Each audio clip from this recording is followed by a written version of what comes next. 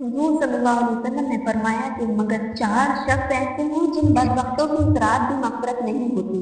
سب سے پہلا شخص جو اللہ کے ساتھ کسی کو شریک ٹھہراتا ہے۔ مشرک تسبیحیں پڑھیں، چلے کاٹے، ذکر و اذکار کریں، جتنی بھی بڑی عبادت کریں، اللہ کے ہاں اس کی کوئی عبادت قبول نہیں، ساری کی ساری پاک میں ملا دی جائے گی۔ اس کا کوئی صلہ ہے تو دنیا میں مل جاتا ہے، قیامت میں اس کا کوئی صلہ نہیں۔ دوسرا، حضور صلی اللہ علیہ وسلم نے فرمایا اس رات کو وہ بدبخت جو مسلمانوں کے لڑانے کے ڈرتے ہیں یا جن کے سینے میں محبت اور حسد کی آگ جل رہی ہے، اللہ ان کی بھی مغفرت نہیں کرتے۔ میں سارے لوگوں سے درخواست کروں گی، ہاتھ جوڑ کر آپ سے کہوں گی، خدا کے لیے اپنے دلوں سے قدورت کو نکال دیں۔ اس جھگڑے کی وجہ سے ہم لیلۃ القدر کی تعین سے محروم ہوئے۔ آپ سے درخواست ہے کہ حسد چھوڑ دیں۔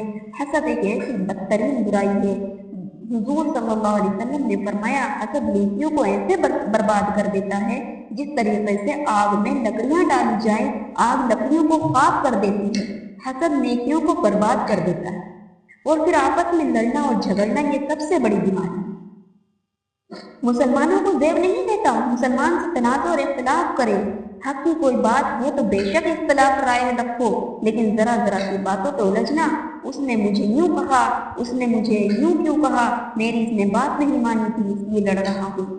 تیسرا آدمی، حضور صلی اللہ علیہ وسلم نے فرمایا وہ شخص جو نشے کا عادی، شراب کا عادی ہے، اس بدمعاش کی بھی اس رات مغفرت نہیں ہوتی۔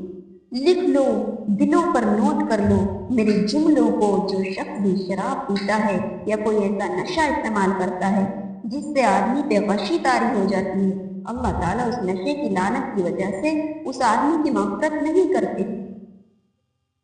حضور صلی اللہ علیہ وسلم نے فرمایا چوتھا وہ شخص ہے، یہ بات دل کی گہرائیوں سے سن لو، بالخصوص جو نوجوان دوستوں سے کہوں گی، نوجوان بہنوں سے کہوں گی، وہ میرے اس جملے کو نوٹ کر لیں۔ حضور صلی اللہ علیہ وسلم نے فرمایا جس شخص کے والدین اس سے ناراض ہیں اور یہ ان کو راضی نہیں کر سکا، اس بابرکت رات میں بھی اس کمینے کی مغفرت نہیں۔